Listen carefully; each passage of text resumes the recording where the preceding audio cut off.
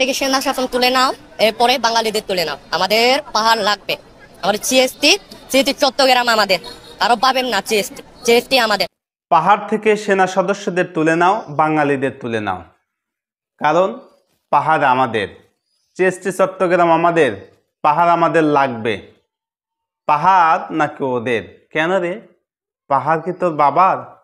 তোর বাবার সম্পত্তি? পাহাড় তোদের, সেনাবাহিনী তুলে নিতে হবে, বাঙালিদের তুলে নিতে হবে। পাহাড় কি তোর পৈতৃক কোনো সম্পত্তি? এটা বাংলাদেশ, বাংলাদেশের ভূখণ্ড। এরা কোনো দেশের, কোনো উপজাতির, এটা কোনো ভাগাভাগি হবে না। এটা পুরো একটা দেশের সম্পদ।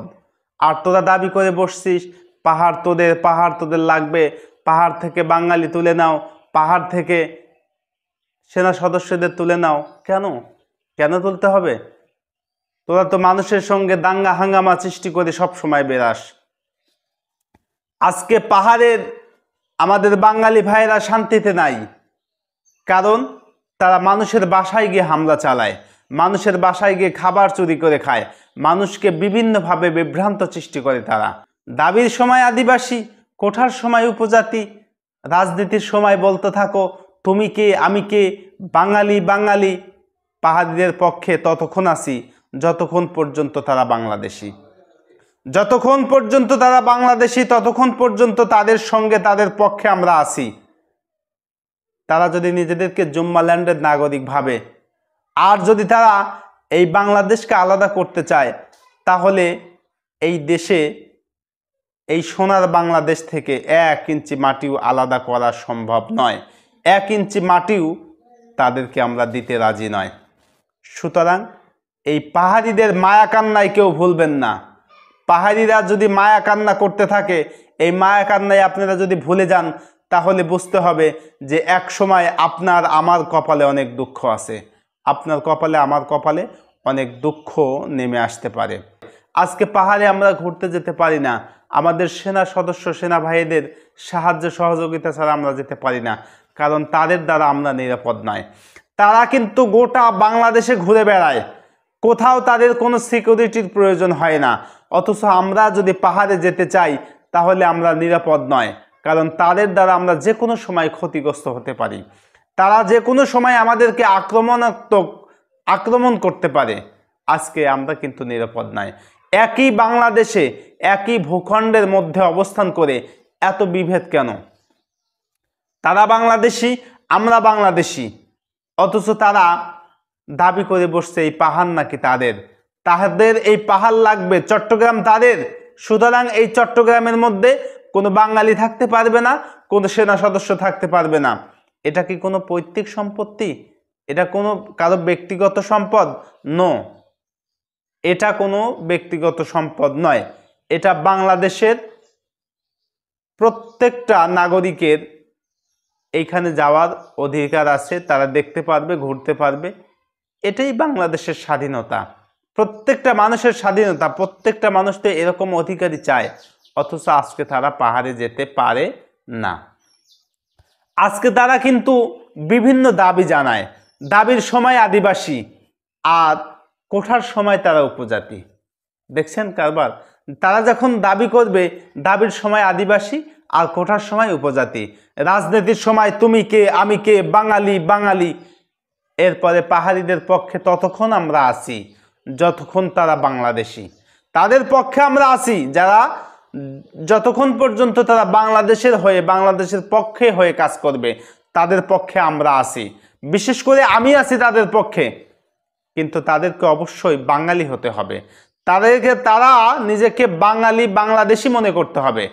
তারা যদি নিজেদেরকে জুম্মাল্যান্ডের নাগরিক ভাবে আর আলাদা হতে চায়, এটা তো সম্ভব নয়। কারণ বাংলাদেশের ভূখণ্ড থেকে 1 ইঞ্চি মাটিও তাদেরকে দেওয়া হবে না, হবে না, হবে না। বাংলাদেশের মাটি থেকে তাদেরকে 1 ইঞ্চিও, একটা কণাও মাটি তাদেরকে দেওয়া হবে না। তারা যদি ভাগ করতে চায়, আমরা তাদের মানচিত্র রক্ষা করতে জানি। আমরা আমাদের দেশের যে মানচিত্র কিভাবে রক্ষা করতে হয় ইতিমধ্যেই আপনারা বুঝতে পেরেছেন। ইতিমধ্যেই ছাত্র আন্দোলনের মধ্য দিয়ে ফেসিবাদকে হটিয়ে আমরা কিন্তু বাংলাদেশের মানচিত্রকে কিভাবে রক্ষা করতে হয় এটা কিন্তু সারা পৃথিবীর মানুষ কিন্তু দেখেছে। সুতরাং আজকে পাহাড়িরা তোমরা সাবধান হয়ে যাও। আমরা বাংলাদেশের ভূখণ্ডকে কিভাবে আমরা রক্ষা করলাম এটা কিন্তু তোমাদের অজানা নয়। সুতরাং তোমাদেরকে বলছি তোমরা কিন্তু এখান থেকে সাবধান হয়ে যাও। এরা বাংলাদেশের ভূখণ্ডকে আলাদা করতে চায়, সুতরাং এদের মায়া কান্নায় কেউ আপনারা ভুলবেন না। এরা বাংলাদেশের মানচিত্রকে আলাদা করতে চায়, এরা বাংলাদেশের মানচিত্র আলাদা করে দিবে, সুতরাং এদেরকে আপনারা কেউ ভুলবেন না, কেউ এদেরকে আপনারা ভুলবেন না। এদের কথায় আপনারা, এদের মায়া কান্নায় আপনারা কেউ ভুলবেন না।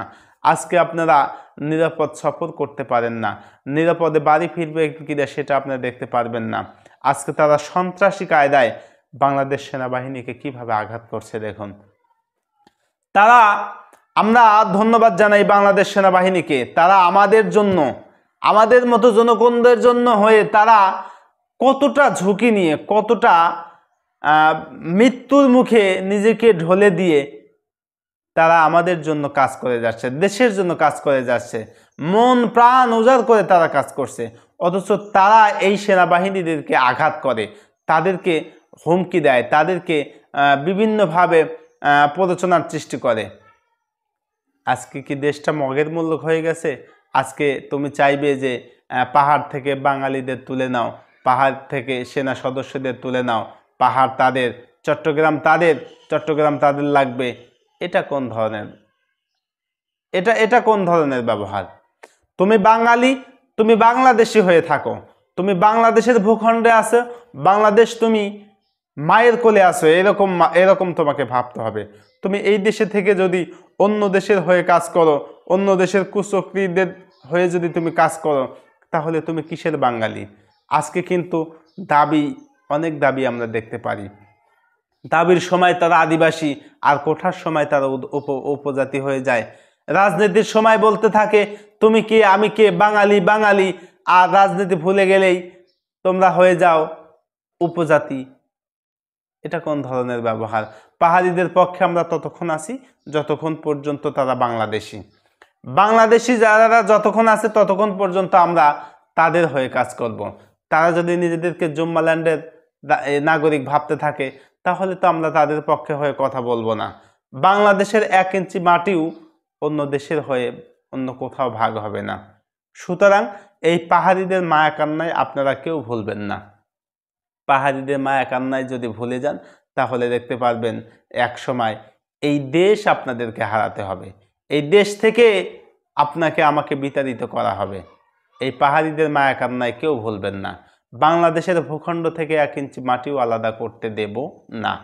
সুতরাং এই পাহাড়িদেরকে আমি আমার এই ভিডিও বার্তার মধ্যে জানিয়ে দিতে চাই যে আজকে তোমরা চট্টগ্রামে আসো, পাহাড়ে আসো, তোমরা যেইভাবে উপার্জন করে দেশের মধ্যে সুশৃঙ্খলভাবে যদি বসবাস করতে চাও তাহলে করতে পারো, নচেত তোমরা এরকম ব্যবহার করলে তোমরা নিজেকে আইনের হাতে সোপর্দ করে দাও, বাংলাদেশ সেনাবাহিনীর হাতে তোমরা স্যালেন্ডার করো, তাহলেই তোমাদের জন্য মঙ্গল। এতটুকু এই প্রত্যাশা ব্যক্ত রেখে এই ভিডিও এখানেই শেষ করছি। আমা তৌফিক ইল্লা বিল্লাহ। আসসালামু আলাইকুম ওয়া রাহমাতুল্লাহি তাআলা ওয়া বারাকাতুহু।